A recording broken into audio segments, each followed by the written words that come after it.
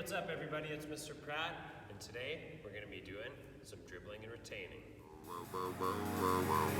Yeah, we are laying up to stuff.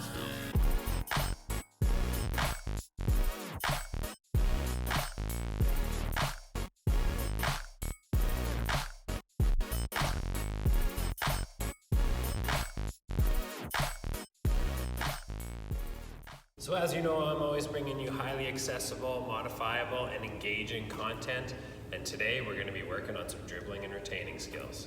So I think it's important you know that I am by no means a soccer player.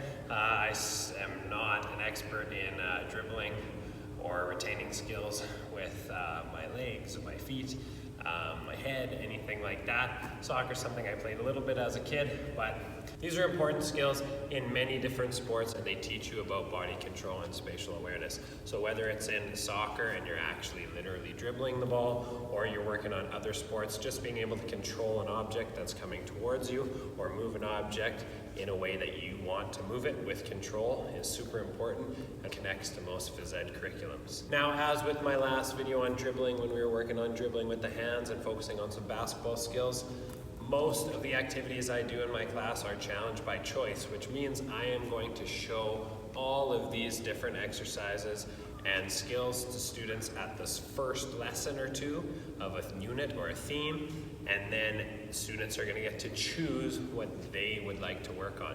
This means students are able to challenge themselves and make their learning more connected to their goals and their personal abilities. Challenge by choice also connects well to levels, so you can have level 1 skills, level 2 skills, level 3 skills, and this allows you to modify your content for complete beginners to people who have been playing soccer, because as we know, age and grade isn't necessarily what determines a strong or weak dribbler and retainer. Alright, so starting off super simple, we just have people bounce the ball off of their thigh. This is the easiest, most efficient way to work on basic ball control. You can add in a thigh combination here at the end. Important things to note are keeping your eye on the ball and having your thighs parallel to the ground. And using the inside of your foot is also a great skill to work on because it helps you learn how to control the ball and receive the ball if it's coming to you from a high angle. Using your feet is also important. It reminds people to point their toes back towards their face to get that backspin on the ball. It'll make it come back into your hands nicely. And in all of these skills, keeping your knees bent, your eyes on the ball, and being prepared to move quickly are of the utmost importance. Now, having the ball move off your chest and your head are other great skills for when the ball comes up nice and high. You can work on controlling it, getting it back down to your feet, or even potentially using your head or chest to make a move. Now, in these last couple clips, we're going to be working on a combination of the skills we've previously looked at. Being able to provide different challenges for different levels, as I've said, is very important. So using these combinations allows students to work at their level of ability and keep themselves engaged, entertained, and challenged. So examples include off your thigh, off your foot, off your thigh, off your foot, then your head. You can do right thigh, left right foot, left foot. Any of these combinations are great to give students some creativity and challenge. Alright, so now we're progressing into some on-the-ground ball control. So here's some basic dribbling, just moving the ball back and forth between the insides of my feet. Doing light, small contacts will help students control the ball better, and you'll allow them to move forwards, backwards, side to side as you see fit. Then we're working on a move here called a V pullback. This is again a basic ball control move, allowing you to pull the ball back towards yourself and switch directions quickly. An advanced version of this would be having students do it back and forth. Now this is a step over, which is going to allow you to progress into some more advanced skills later on, such as scissor kicks, which is what's being demonstrated here. Again, this is the basic format and basic beginning steps of a scissor kick. Using a scissor kick in this fashion, you can actually fake out a defender and move the ball in an opposite direction, as does this shot fake.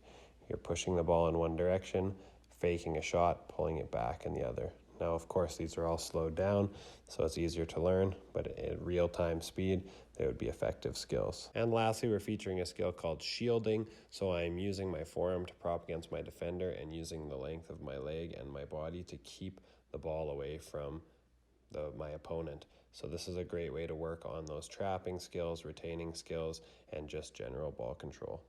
And of course, ending with some simple tricks, keep students engaged, having fun, and give them goals for some more challenging skills to work towards. Whether they can get to these or not is not something I would ever expect of them. It's just for fun. All right, so that about does it for our dribbling and retaining video. As I mentioned in my previous dribbling video on dribbling with our hands, these types of skills where we're able to manipulate an object with our body and different parts of our body are super important for just general athleticism and confidence.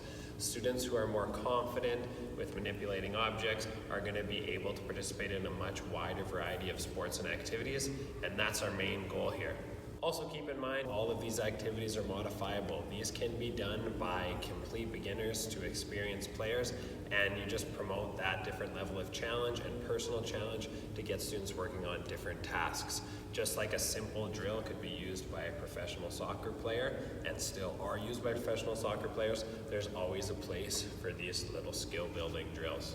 Be sure to check out some more of my videos to work on more manipulative skills, throwing, catching, sending, receiving, dribbling with the hands, and all kinds of other skills that are required for us to be athletic. So thanks for checking out another one of my videos. Please hit that subscribe button, like, and share away. This is Mr. Pratt signing off from Dribbling and Retaining. Oh, it's probably as close as I'm gonna get.